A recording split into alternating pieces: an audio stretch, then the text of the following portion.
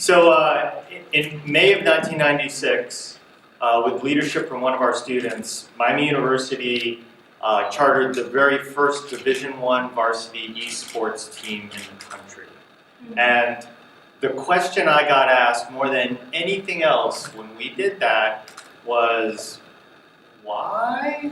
Right? And the answer to that is the same answer that Willie Sutton here gave when he was asked famously, and actually apocryphally, interestingly enough, why did he rob banks? Why did he rob banks? His answer was, because that's where the money is. Why did we start a varsity esports team? Because that is where the fans are. That is where the entertainment is. That is where the broadcasters are. That is where the revenue is. And for me, for us as a university, that is where our students are. Think about this statistic here. For your generation, right, for this 18 to 25 bracket, you watch more esports on a weekly basis than all other sports combined. Add them all up. Football, baseball, basketball, soccer, every one of them. Unless you think it's just the dudes, it's women and men in that age bracket who watch more esports on a weekly basis. So, let's take a step back here for a second. What is esports exactly? So, esports is really simple to understand. It's competitive video game play. That's all there is to it. It's teams often competing against each other, but sometimes they're individuals competing against each other. But at the end of the day, it's just simply competitive video game play. Now the key to getting what esports is all about is the S at the end of esports. It's a plural. And what that's getting at is it's a lot of things. There's no plural at the end of soccer. There's no soccers. There's not lots of different versions of soccer out there. If you play soccer, well, I guess football and soccer are kind of two versions, at least nominally, of each other, but it's a game. There's only one version of it. In esports, there are hundreds of potential games. Depending on what scholar you look at, there's anywhere between 14 and 49 genres of esports, right? So there's MOBA, right? Multiplayer online battle arenas. There's FPS, first-person shooters. There's RTS, real-time strategy games. There are sports games. There are categories and categories and categories of these games. And any of them can, in theory, be an esport. This is super different from traditional sports. And so how do we decide what we play? Here at Miami right now, our varsity team plays League of Legends, we play Hearthstone, we play Counter-Strike, we play Rocket League, and we play I said League of Legends, and I'm forgetting our fifth one there. We play 5 different games, and our JV team plays others. Where do we get these games from? Well, in the esports world, there are tiers of games. And these tiers are in a proxy for the audience for these games. So the games up here that are tier 1 games, Fortnite, League of Legends, and Counter-Strike, those have what we call MAU, monthly active users. They have MAUs of greater than 8 million. More than 8 million people play these games every month. The pots that you can win playing these national and international tournaments are significant. Now the tier 2 is like no, kind of slackers relative to the tier 1 games. You've probably heard of these too. Overwatch, Dota, Hearthstone, Rainbow Siege, PUBG, World of Warcraft.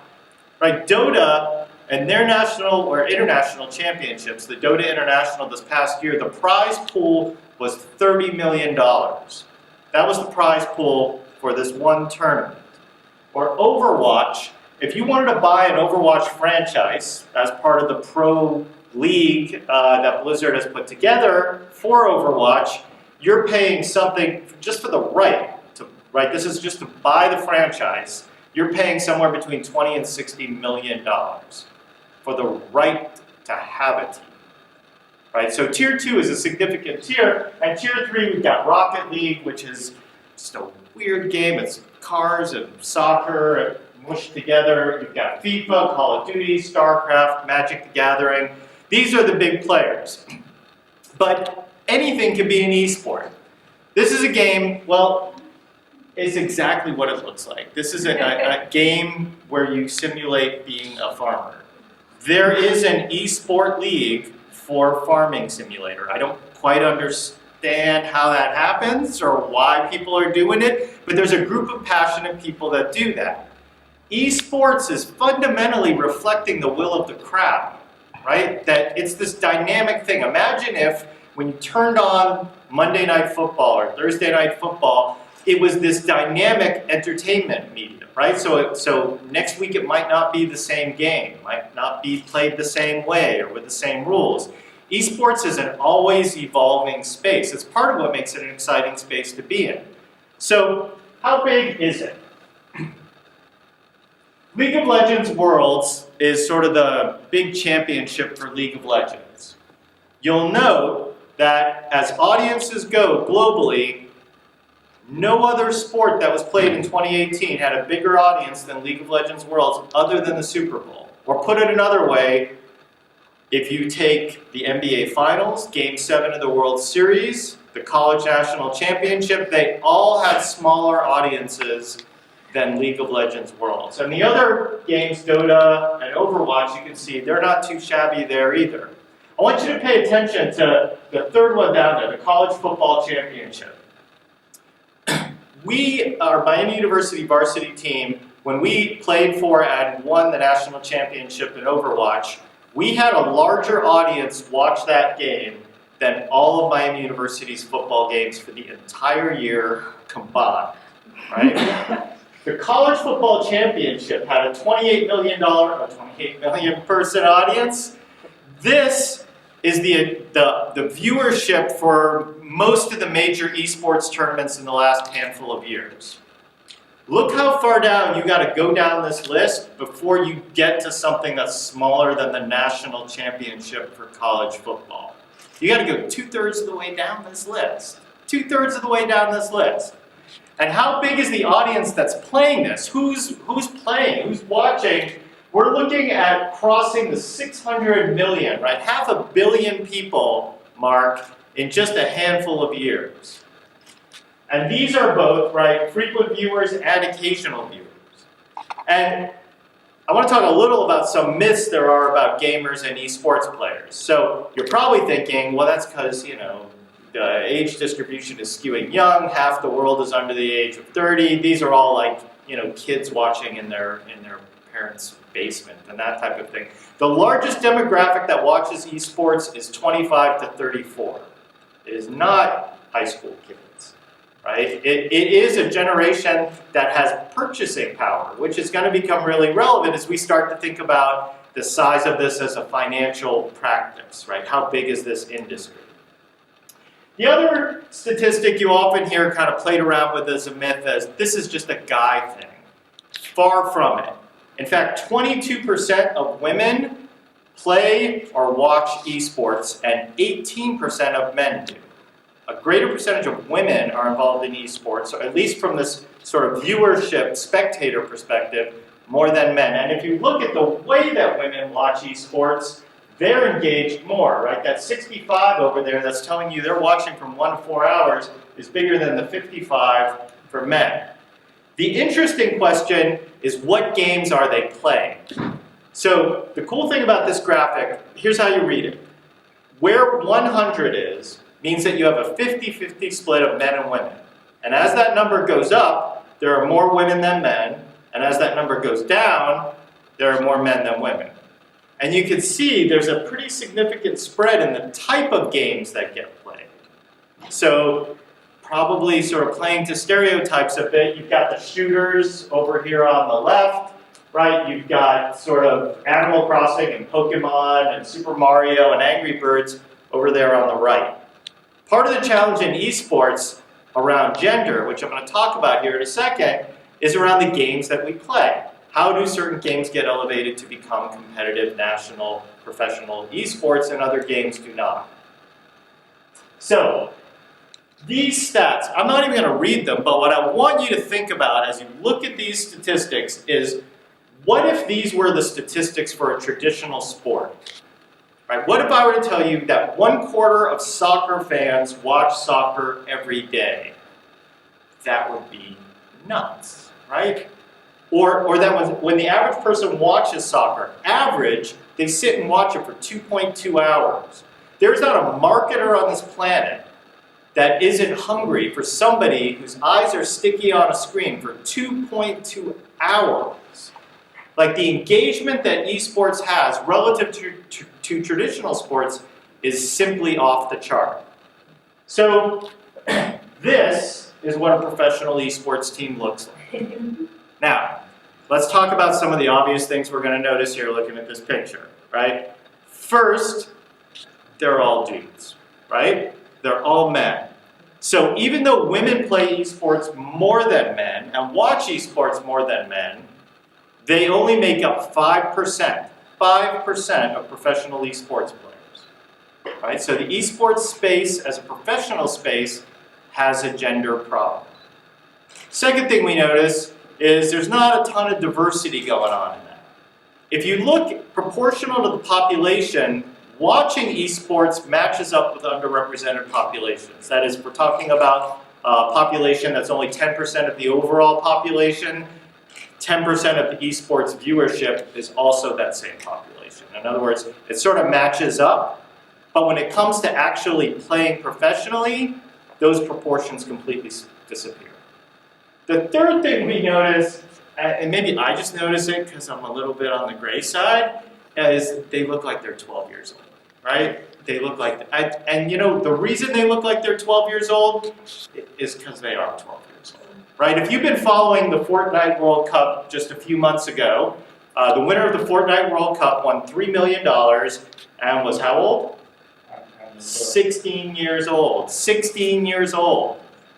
And he won $3 million. Now, here's the weird thing about esports.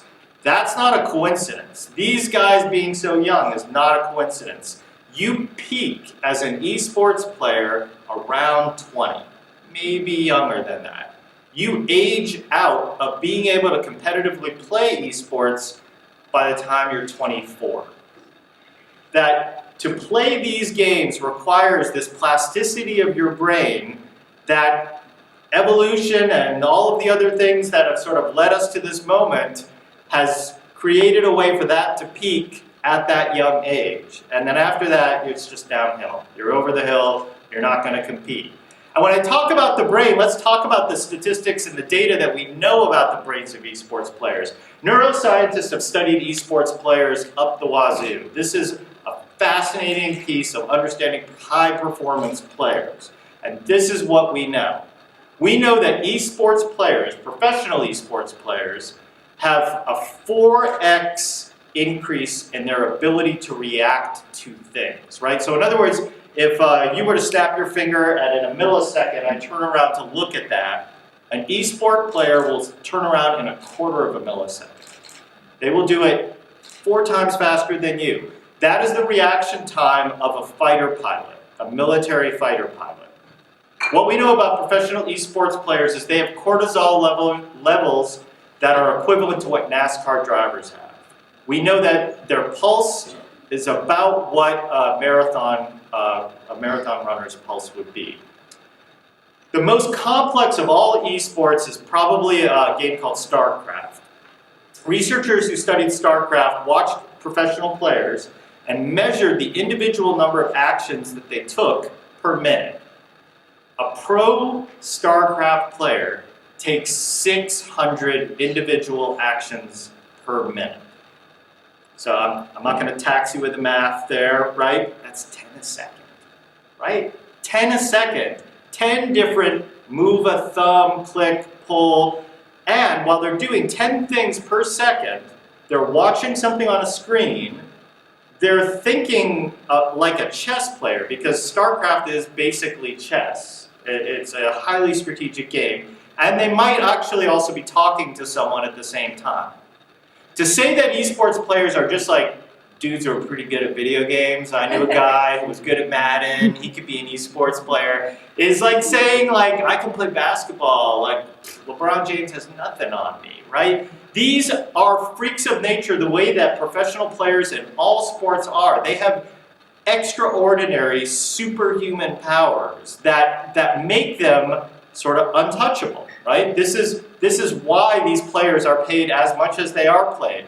When they've done scans of the brains of esports players, they have found they have more gray matter and more sort of connections, neural connections, in the parts of the brain that are associated with attentional and sensomotor activity, right? Their brains either evolved because they played esports a lot and sort of grew as they played, or maybe this is the way they were wired to begin with, but their brains are different. So what about the money piece? I was telling you about that, right? Like, you know, this is serious purchasing power at this point. So Goldman Sachs says that esports in the next 3 years is going to hit the $3 billion mark as the size of an industry. This year it's about $1.5 billion, maybe it'll hit $2 billion this year. It's a significant space, and that money is not just the players, right? This is how much that Team Liquid, what were the kids that I had up there a moment ago, Team Liquid last year made $24 million. That is just in winning tournaments.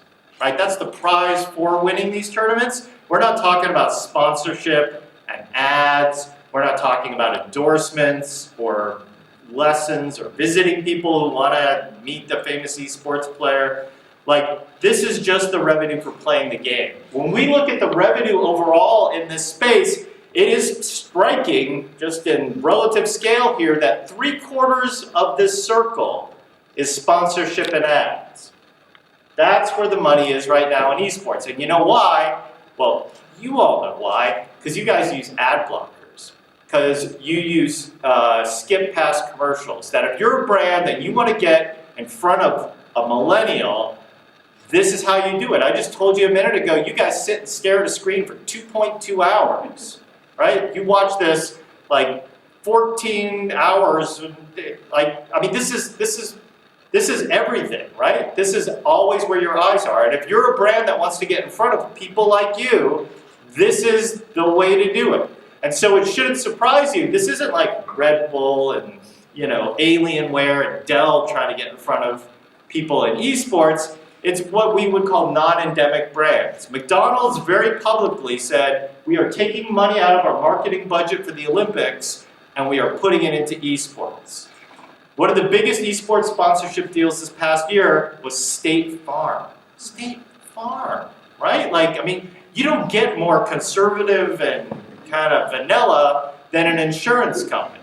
And this is where they're spending their time. Geico, another insurance company, is in this space, right? Starbucks, Microsoft, Disney. They all want to get in front of you. And then the full ecosystem for esports extends even farther than that. You've got publishers who make games, professional teams, like I mentioned, that we have, Mark Cuban, for example, is an owner of a team. These are millions and millions and millions of dollars to buy into and be part of a team. You've got talent, you've got tournaments, right? MLG, the second icon down from the top there, MLG had a tournament up in Columbus, just up the road here, a year or so ago, sold out nationwide arena, like in a couple hours. Staples Center, sold out in 1 hour. Madison Square Garden, sold out in an hour. This is to sit around and watch 2 teams of 5 people play League of Legends against each other, or CSGO, which is what it was up in Columbus. You've got tournament infrastructure, gaming tools, and the betting and fantasy space is off the chart. If you go to Las Vegas, you will see at Luxor, they have a massive esports arena that they just built. Betting in esports and fantasy is sort of the next frontier, as you would imagine, for most sports that ends up playing out. You've got mobile gaming networks, you've got all kinds of networks. So the theme here is 2020, right? 20 years from now, where are we going to be? So this data is from PricewaterhouseCoopers, right? PwC looked at what is going to be the fastest growing sports, the top 10 fastest growing sports in the coming years. And number 1 on that list is esports, like globally, more than soccer, which is number 2 on that list. Think about that. Now we're talking not about like, you know, a magazine like, you know, Wired or some gaming magazine or tech magazine. You may have noticed some of the companies I've talked about here, PwC, Goldman Sachs, Morgan Stanley. They are all about this. You Google the reports they put out there and the numbers and the data they have on how big this industry is going to be. In 2020, this will be the biggest sport in the world. I have absolutely no doubt about that. It's already in some countries the biggest sport played. If you go to Korea, in South Korea, this is basically the national sport. In 2020, this will be everything. And the heroes, the stars, the LeBron James of the world are going to be these 12-year-olds, right? They are only 12.